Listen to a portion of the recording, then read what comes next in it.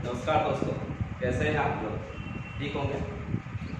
वर्णमाला का मेरा पहला एक जो है भाग था, ये मेरा दूसरा भाग है वर्णमाला का। तो आइए, वर्णमाला में हम लोग स्वर लेकर चल रहे थे। स्वरों में आज हम आपको बताएंगे स्वरों के प्रकार,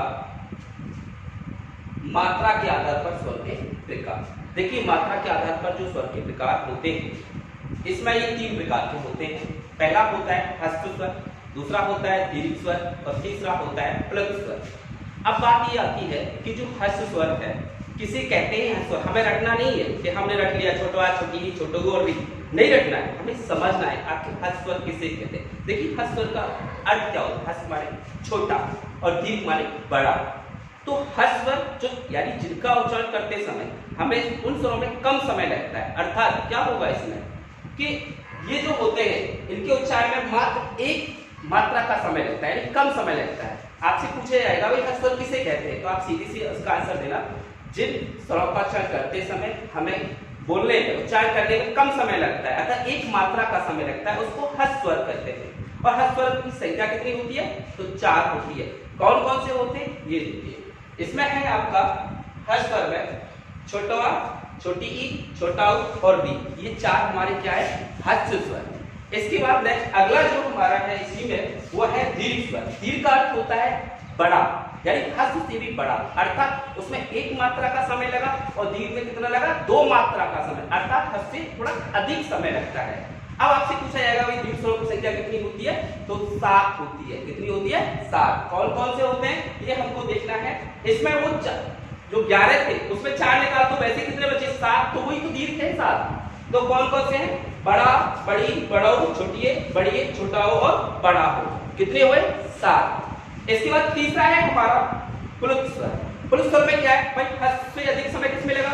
दीर्घ में लगा, और दीर्घ से भी अधिक समय लगा, अर्थात 3 मात्राओं का समय लगा। हम इसको ये भी कह सकते हैं कि दीर्घ से भी अधिक समय जिसमें लगता है वो प्लुत स्वर होता है। और प्लुत स्वर का उदाहरण के रूप में आपने देखा होगा, जैसे हम लोग लिखते हैं ओम, तो ओम में क्या होगा? ये वाला जो वर्ड है ये हमारा प्लुत स्वर है।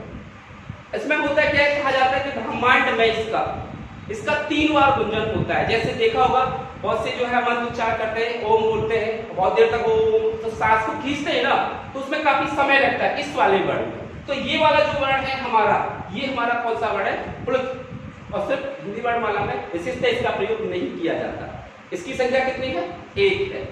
इसके बाद अब अगला देखते हैं, ये question UP TET act Hindi में जो भी आपका पेपर होते हैं सीधा सीधा पूछता है निम्नलिखित कौन सा मूल ह्रस्व स्वर है।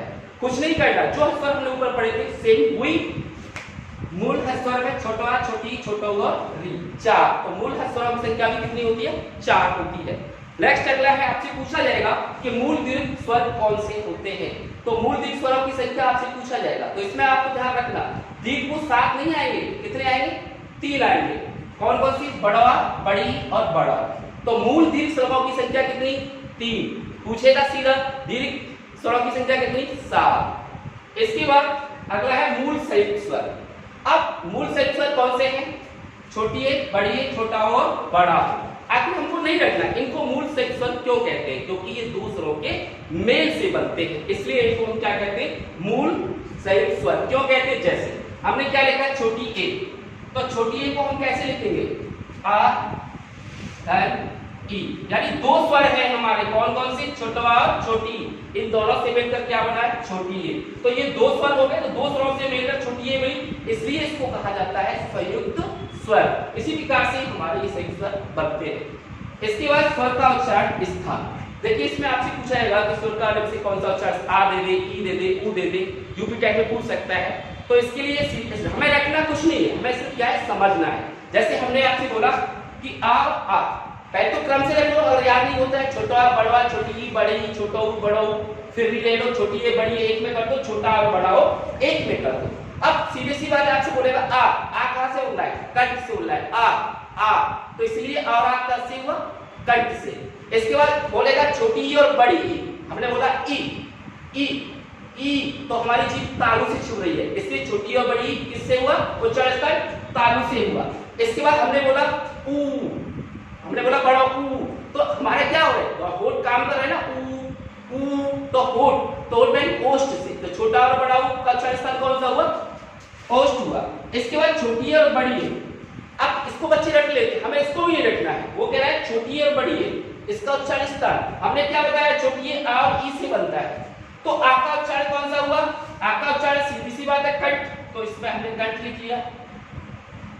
प्लस ई का उच्चारण स्थान कौन सा है? तालु, तो यहाँ तालु। तो इसलिए आपको पूछेगा छोटी है, इसका उच्चारण कौन सा है? कंठ और तालु। सेम उसी प्रकार से बड़ियों का भी कौन सा है? कंठ और तालु। इसके बाद आपसे पूछेगा छोटा और बड़ा, तो आपको पता होना चाहिए छोटा और बड़ा। भाई हम छोटा लिखेंगे तो कैसे लिखेंगे? आ धन उ बराबर ओ, तो इसका उच्चारण स्थान पूछ रहा है ओ का, तो आ का तो कंठ होता ही है और उ का उ ओष्ठ, तो इसलिए क्या हो गया? ओष्ठ। तो कंठ और ओष्ठ से कौन सा बड़ा? छोटा और बड़ा। और ये वाला जो नहीं है जो संस्कृत में इसका प्रयोग किया जाता है, हम बोलेंगे ऋ, तो इसमें क्या है? जीभ हमारी मूर्ति है, इसलिए तो हमारा ऋ किसमें चला गया? मूर्धान में। इसके बाद जीभ के आधार पर स्वरों के प्रकार। जीभ का जो हिस्सा होता है, जीभ का हिस्सा 1 2 3, तो जीभ का अगला भाग अग्रभाग, ये मध्य भाग और ये पश्च भाग, ये 3 हिस्से हो गए। अब हमको उच्चारण में देखना होता है कि जीभ का कौन सा भाग काम कर रहा है, तो इसके लिए सीधा सा आप याद रखिए कि अग्रभाग में हमने किसी से बोला ई ई ई ए, जीभ का अगला भाग काम कर रहा है, इसलिए चारों किसमें आ गए? अग्रभाग में। हमने बोला आ, तो इसमें जीभ का मध्य भाग काम कर रहा है, तो ये किसमें चला गया? मध्य में। और बाकी जो बच्चे किसमें चले गए? पश्च में चले गए। तो इसलिए ध्यान रखना जीभ के आधार पर अग्र स्वर, मध्य स्वर और पश्च स्वर, यूपी ट्रिपल में पूछता है, आया भी है। इसके बाद ऊंटों के आधार पर स्वरों के प्रकार, एक होता है व्रतमुखी और एक होता है अव्रतमुखी। कुछ नहीं करना है, सिर्फ जिन स्वरों का हम उच्चारण करते हैं, यदि हमारे जो होठ है वो कैसे हो जाए? व्रतमुखी हो जाए, बनने व्रत। हमने कहा अ ऊ का, हमने कहा ऊ, तो ऊ में बोल बनना है, तो इसलिए अव्रतमुखी जिन स्वरों का उच्चारण करते समय हमारे होठ व्रत ना बने, आ में नहीं बन रहा है, ई में नहीं बन रहा है, तो इसलिए आ से लेकर यहाँ तक किसमें गया? अव्रतमुखी में आ गया। और जिसमें व्रत बन जाए बोलने में, हमने बोला इसमें छोटा ओ बोल रहा है, ओ तो व्रत बनना है, ओ गोलाकार हो रहा है, तो ये किसमें चला गया? व्रतमुखी में चला गया। इसके बाद एक और आपसे क्वेश्चन पूछा जाता है कि इनमें से कौन सा अर्ध स्वर है, तो अर्ध स्वर में आपको याद रखना होगा कि अर्ध स्वर एक तो या होता है और एक वा होता है, ये दोनों हमारे कौन से कहलाते हैं? अर्ध स्वर कहलाते हैं। कौन से कहलाते हैं? अर्ध स्वर। भाई इनको अर्ध स्वर क्यों कहते हैं? या और वा मत रटिए, समझिए। या और वा अर्ध स्वर इसलिए इसको कहा जाता है क्योंकि इनको लगा, भाई है क्या ये? व्यंजन है, पर बोला कैसे जाता है? स्वर के रूप में। जैसे मैंने आपसे बोला, एक मान लीजिए जैसे कि मैंने कहा सामुदायिक, सामुदायिक। अब इसमें देखो, समझो सामुदायिक, तो हम क्या बोल रहे हैं? इक, सामुदायिक, तो आ तो ई, तो गुण कैसा रहा है? ई, यानी स्वर का उच्चारण हो रहा है और लिख क्या रहे हैं? या, इसलिए ये क्या हुआ? अर्ध स्वर। हमने वा का लिया, हमने लिखा भावुक,